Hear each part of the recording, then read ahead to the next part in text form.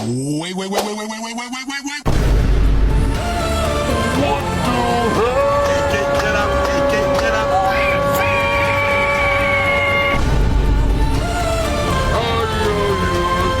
Get up, YouTube tiempo. Estoy a mi perfil. Assalamualaikum warahmatullahi wabarakatuh. Terima kasih kepada Ibu Rokama selaku dosen pengampu di Amanat Komputer yang telah memberikan kesempatan kepada kami untuk menjelaskan tentang lapisan-lapisan keamanan.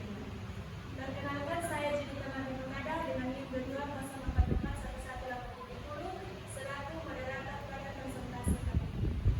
Di sini saya memiliki beberapa rekan pekerja kelompok saya. Yang pertama Aprilian, kedua Nur Aini, ketiga Henry Aprilian, keempat Ati Bintang, kelima Fabrikal Serli, keenam Gregorius, dan ketujuh ini Andesian Lumba. Langsung saja kepada materi yang pertama, yaitu lapisan keamanan jaringan. Adapun lapisan keamanan jaringan yaitu yang pertama, strategi kontrol akses, yaitu melibatkan pengaturan pembatasan pada siapa yang dapat mengakses informasi dan sumber daya dalam suatu sistem serta bagaimana mereka menggunakannya. Yang kedua adalah firewall, yaitu keamanan jaringan melibatkan beberapa lapisan perlindungan, salah satunya adalah firewall. Firewall sangat penting untuk melindungi jaringan dari ancaman berbahaya dan akses yang tidak sah.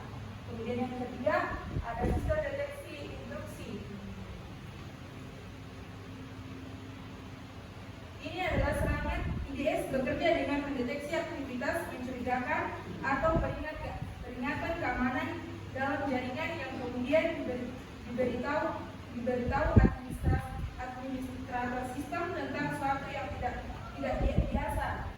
Yang keempat yaitu jaringan pribadi virtual atau VPN.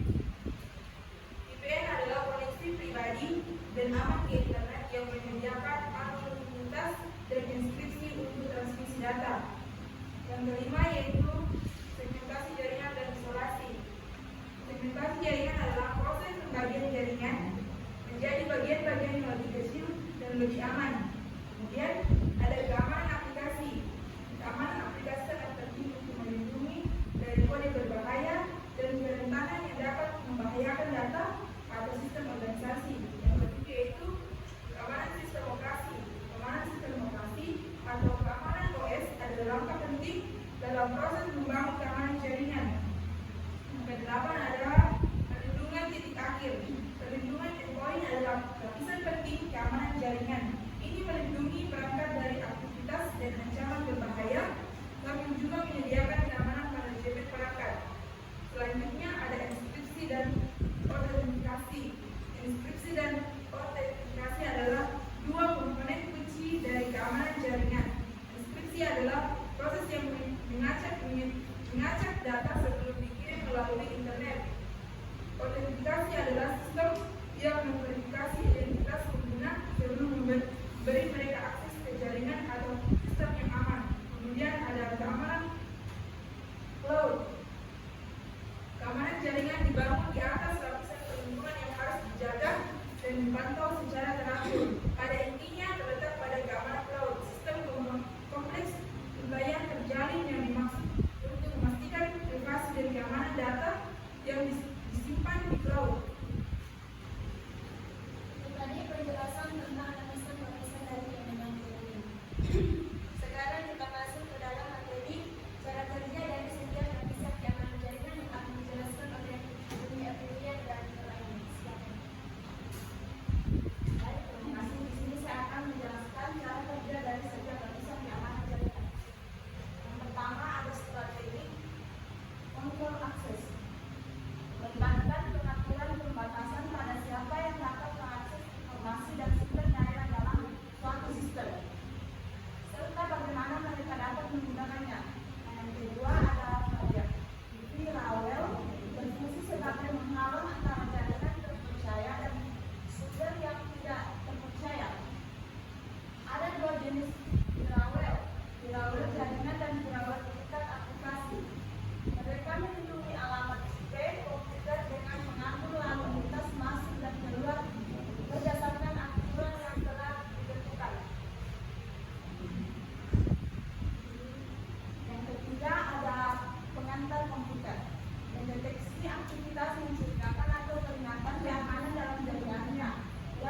dan memberitahu administrator sistem tentang suatu yang tidak biasa.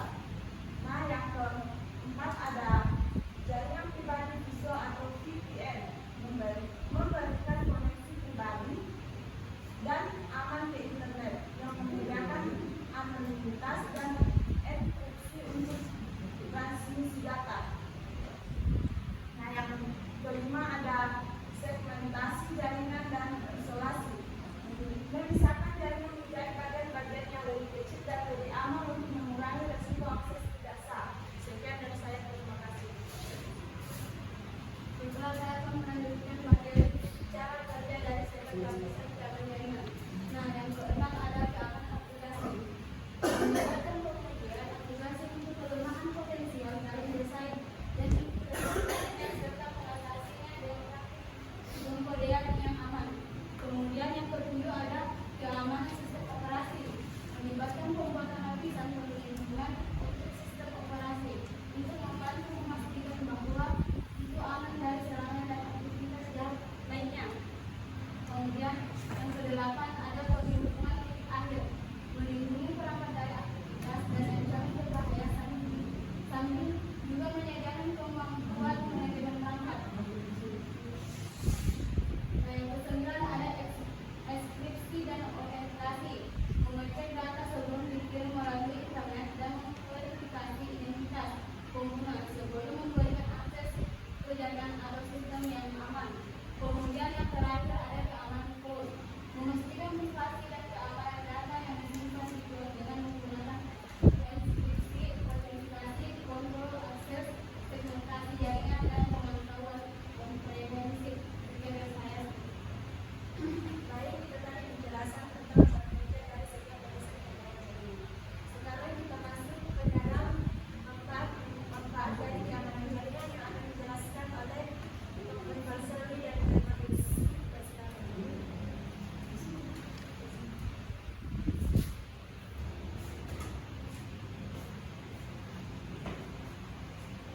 Baik, jadi saya akan menjelaskan tentang manfaat keamanan jaringan. Keamanan jaringan ini memiliki banyak sekali manfaat yang penting baik untuk individu maupun organisasi. Di sini ada beberapa manfaat jaringan, ada 7. Yang pertama itu perlindungan dan sensitif. Perlindungan dan sensitif ini keamanan jaringan yang membantu melindungi data dari akses yang tidak sah atau pencurian selama ditransmisikan melalui jaringan. Yang kedua ada pencegahan serangan siber dengan menerapkan langkah-langkah yang keamanan yang tepat seperti firewall, deteksi intrusi dan enkripsi data.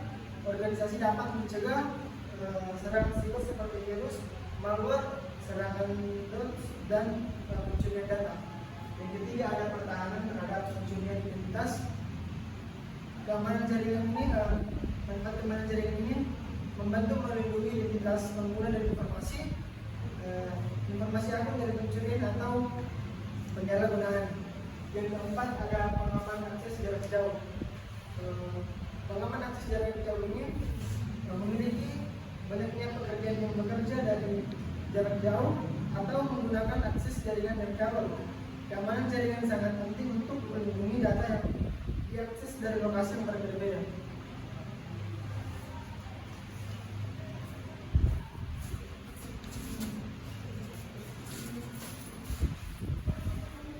Baiklah, saya akan menunjukkan manfaat keamanan jaringan.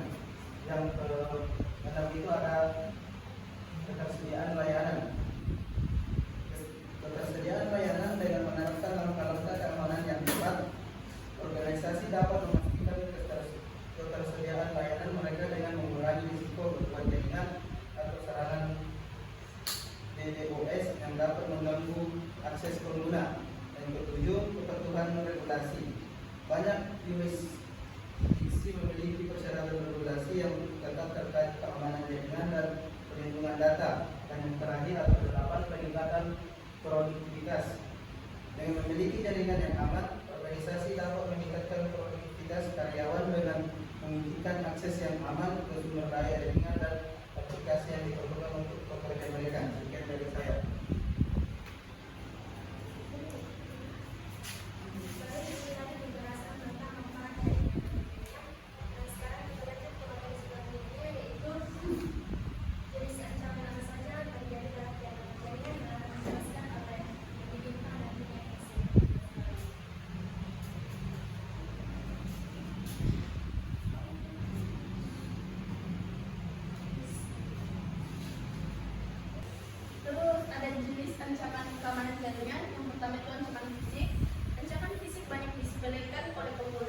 mereka berpikir serangan hanya terjadi pada software. Contoh dari ancaman fisik itu yaitu adalah kerusakan pada software berupa data, file, aplikasi akibat ulah pihak yang tidak bertanggung jawab. Terus ada kedua itu adalah virus. Virus itu dirancang untuk menduplikasi dirinya agar bisa menyusup ke program sistem lain. Terus ada worm. Seperti virus, worm dirancang menduplikasi dirinya agar bisa menyebar ke seluruh jaringan internet. Perbedaan dengan virus adalah worm tidak menyerang aplikasi lain di komputer. Terus ada keempat itu ada Trojan horse. Trojan horse itu program berbahaya yang mampu berkamuflase sehingga terlihat normal dan bekerja sesuai keinginan kita. Kelima ada eavesdropping, komunikasi antar jaringan yang tidak aman dan rawan dari penyadapan.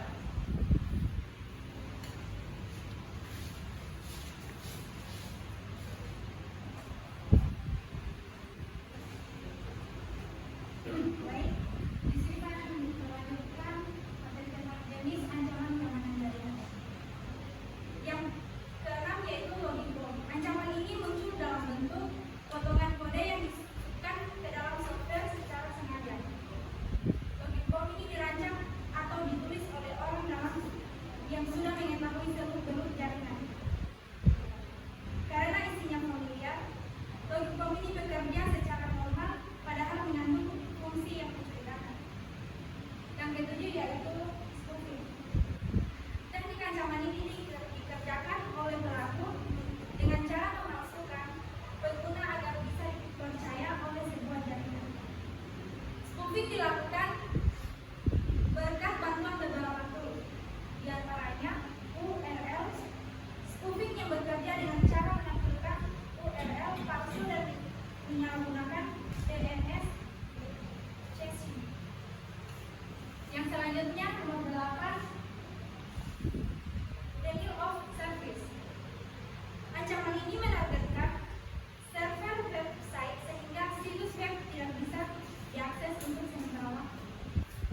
Pelaku denial of service melumpuhkan 9 sistem server dengan cara mengirim traffic sebanyak-banyaknya sampai server tidak mampu menampung request lagi. Ketika servernya tumbang, pelaku langsung melancarkan aksi pembobolan dan mencuri data di dalamnya. Yang kesembilan yaitu phishing. Metode ini dilancarkan dengan cara memancing korban agar memberikan informasi atau data pribadinya. Pelaku menyuruh sebagai pihak terpercaya agar bisa mencuri akun pengguna dan menyalahgunakannya. Selanjutnya yang ke-10 yaitu man in the middle. Terakhir, man in the middle melibatkan seorang penyerang yang bekerja menghalangi komunikasi antara pengirim dan penerima pesan.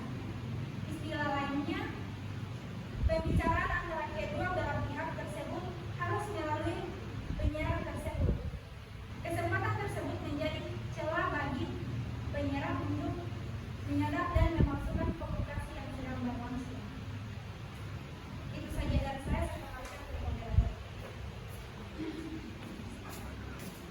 Baik, terima kasih atas penjelasannya. Jadi itu tadi kita sudah mendengarkan tentang analisisnya jaringan, cara kerja setiap analisisnya jaringan, apa ada yang dijaringan dan cara kerjanya. Jadi keamanan jaringan itu sangat penting dalam dunia digital. Jadi keamanan jaringan ini memiliki lapisan-lapisan seperti yang kita dengarkan tadi, yaitu driver, sistem deteksi intrusi, jaringan pribadi virtual atau PVM, segmentasi jaringan dan isolasi, keamanan aplikasi, hingga perlindungan akhir. Jadi sekian dari presentasi tentang lapisan keamanan jaringan. Mengucapkan terima kasih. Assalamualaikum warahmatullahi wabarakatuh.